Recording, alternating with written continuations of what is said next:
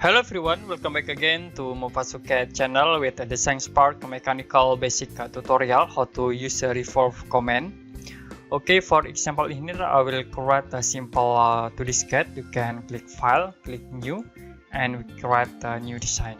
Okay, in here I will use this top plane, and next I will click this option, plane view.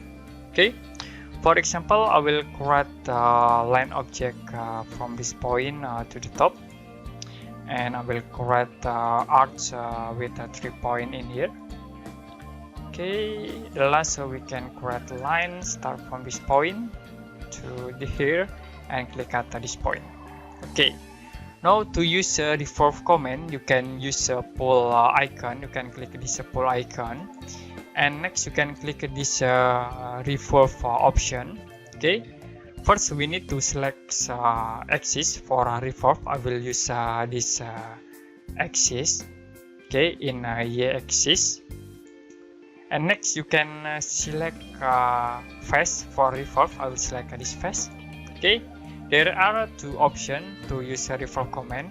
You can use specific degree in here, or you can use 360 degree by using this option. Okay, for example I will use 120 degree. You can click this option and you can tap 120 and enter. Okay, now this object already revolve into 120 degree.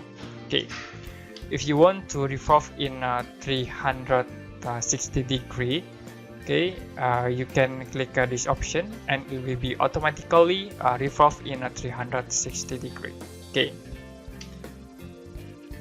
Okay, enough today for basic tutorial Designspark mechanical how to use a Revolve command. If you have any question about this tutorial, you can comment below this video, and see you next time in another Designspark mechanical basic tutorial.